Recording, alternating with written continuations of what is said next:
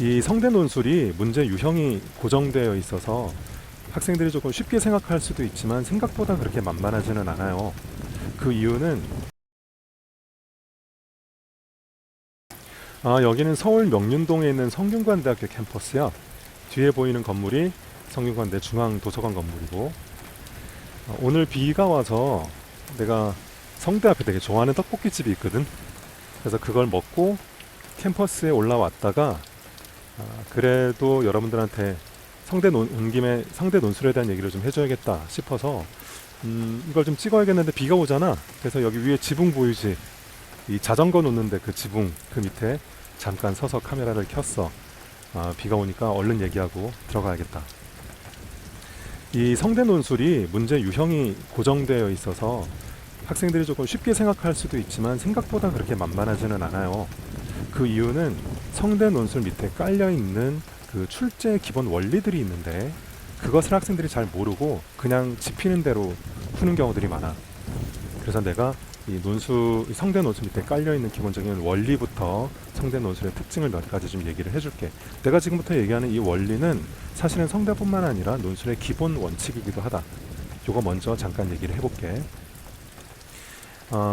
논술 여러분들 많이 풀어본 사람도 잘 알겠지만 보통 제시문과 제시문의 관계로 문제를 내지, 가의 입장에서 나를 비판하시오, 가와 나를 비교하시오, 이렇게 제시문과 제시문의 관계로 문제를 내잖아. 그런데 이 제시문의 내용을 가만히 들여다보면 성격이 있어. 성격, 제시문의 성격이. 자, 이것을 내가 하나는 이론적인 내용을 담은 이론 제시문, 하나는 현실적인 내용을 담은 현실 제시문, 이렇게 구분을 해볼게. 지금 논술에 나오는 제시문들을 성격을 구분해보면 이론 제시문과 현실 제시문으로 나눠볼 수 있다. 그래서 논술 문제는 어떻게 구성이 되냐면 네 가지 유형으로 출제가 돼. 이론 제시문과 이론 제시문을 엮어서 문제를 내거나, 현실과 이론을 엮어서 내는데 방향이 두 가지지. 현실 제시문을 가지고 이론 제시문을 어떻게 해라, 혹은 이론 제시문을 가지고 현실 제시문을 어떻게 해라, 이렇게.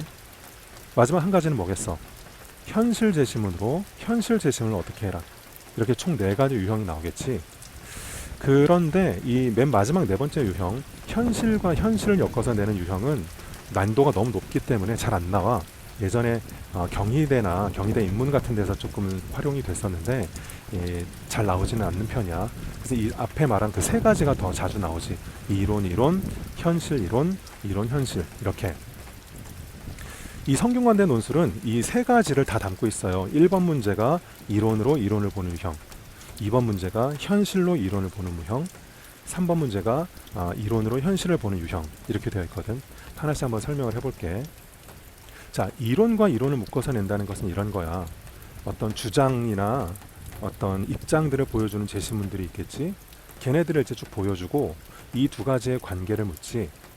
그래서 이런 것들, 아까 말한 것처럼 이 입장에서 이 입장을 비판해 보라거나 이 입장과 이 입장을 비교해 보라거나, 이런 부류의 문제들이 이론과 이론을 엮어서 만든 문제들이지. 이 성균관대 1번에서는 그 문제가 분류하라라는 형태로 나와. 제시문 최근에는 이제 4개 나오고 있어요. 4개 제시문을 주고 이들을 서로 대립되는 두 가지 입장으로 분류해라, 이렇게 문제가 나오거든. 그러니까 이 두 가지 제시문은 어떤 입장이고 이 두 가지 제시문은 어떤 입장이다, 이렇게 대립을 시키는 거지. 이렇게 이론과 이론의 관계를 묻는 게 1번 문제야. 그러니까 1번 문제에서 제일 중요한 건 뭐겠어? 이들의 차이가, 이론적인 차이가 어떻게 대비되는지를 명쾌하게 보여줘야 되는 거지. 이거 한 가지랑, 두 번째는 2번 문제는 뭘 요구하냐면 현실을 가지고 이론을 바라보게 만들어. 이게 무슨 말인지 한번 설명을 해볼게.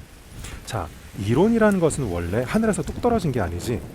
이론이라는 것은 현실을 토대로 현실에서 이렇게 추론되어 나온 것이잖아. 그래서 사람의 관점이 거기에는 반영되게 마련이거든. 그러다 보니까 이론들은 서로 다툼이 많아. 내 말이 맞네, 네 말이 맞네, 다툼이 되게 많아. 그러면 이런 이론들의 다툼이 있을 때 네 말이 맞다 라고 판단을 내려줄 수 있는 그 기준이 뭐가 되겠어? 그렇지, 그건 현실이지. 왜냐하면 현실에서 이론이 나온 거잖아. 그래서 이론들의 다툼이 있을 때 현실을 딱 보여주면서 이 현실의 입장에서 어떤 이론이 옳으냐 혹은 어떤 이론이 그르냐 이런 것들을 묻는 문제가 현실에서 이론을 보는 문제야. 그리고 한 가지 더. 여기서 이 현실이라는 것은 보통 뭘로 많이 출제되냐면 도표로 출제되지, 도표. 왜냐하면 도표라는 것이 현실 그 자체를 이렇게 정보로 가공해서 만들어진 것이잖아. 그래서 이 현실의 관점에서 봤을 때 어떤 이론적 관점이 옳은지 그른지를 판단하게 하는 것이 현실로 이론을 보는 대표적인 유형인데, 그게 성균관대 2번에서 나온단 말이지. 그래서 최근 성균관대 문제를 보면 도표를 보고 이 도표가 방금 전에 우리가 봤던 문제 1번 거의 두 가지 입장이 대립되잖아. 그 두 가지 입장 중에 이 도표가 어느 입장을 지지하는지 살펴봐라, 이런 식으로 문제가 나온단 말이지.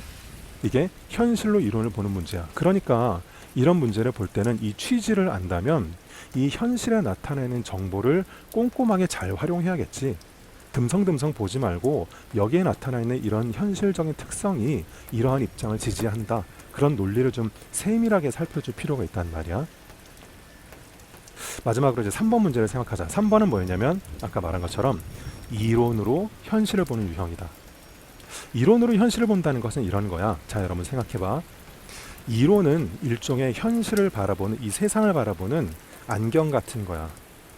복잡한 현실이 있는데 그 현실은 그 현실만으로는 이게 뭘 뜻하는지 뭘 의미하는지 우리는 잘 알 수가 없어.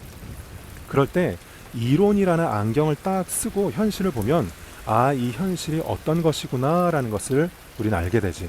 예를 들면 이런 거야. 여러분 대학에 가면 장학금이 있잖아.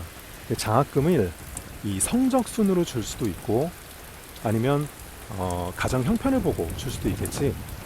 근데 여러분들은 장학금은 그런가 보다 라고 생각을 할 거 아니야. 여기서 우리가 성적순으로 주는 장학금에 대해서 한번 생각을 해보자고. 그러면 우리가 이거에 대해서 뭐 당연한 거 아니야? 라고 생각할 수도 있지만, 여러분 사회문화라는 과목에서 듣는 기능론과 갈등론이라는 내용 알지? 그럼 우리가 기능론이라는 안경을 쓰고 이 사건을 볼 때랑 갈등론이라는 안경을 쓰고 볼 때랑은 의미가 전혀 다르게 다가와요. 기능론으로 쓰고 보면 각자의 학업 능력이 다 다르고 거기에 맞게끔 적절한 보상을 주는 거고, 그걸 통해서 서로가 서로 더 분발할 수 있게끔 해준다. 전혀 문제가 없는 거야. 그런데 잠깐 기능론의 안경을 벗고 갈등론의 안경을 쓰고 이 성적순, 이 장학금 제도를 보면 사실 성적이라는 것에 작용하는 여러 가지 요인들이 있잖아요. 가정 환경도 그렇고 여러 가지 요인이 있지.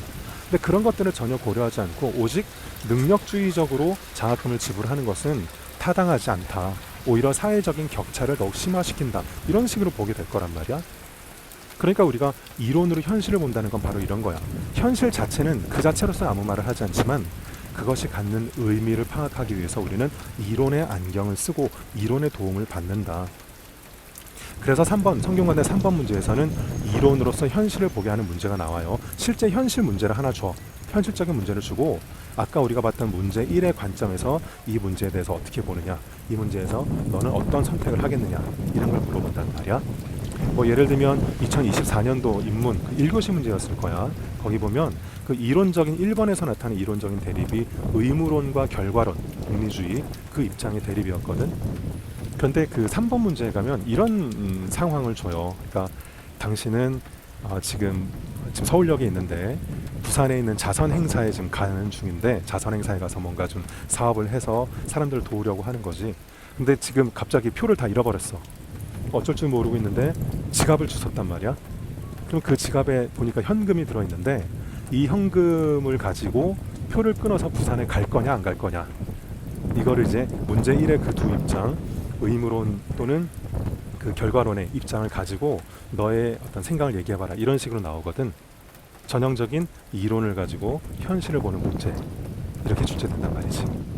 그래서 여러분들이 이렇게 성균관대 문제의 출제 유형을 잘 보고 그것이 이론과 현실의 관계를 복합적으로 물어보고 있다는 것을 알고 접근하면 훨씬 체계적이고, 또 그냥 다른 학생들에 비해서 그 취지와 원리를 알고 접근하니까 더 좋은 답을 쓸 수 있어요. 그래서 내가 얘기한 것들을 좀 잘 정리해서 음미해 봤으면 좋겠어. 자, 오늘 얘기는 여기까지 하고 비가 점점 더 많이 와서 나는 얼른 일단 우산 쓰고 또 들어가 봐야겠다. 자, 열심히 공부하고 혹시 비 피해 받지 않게 조심하자.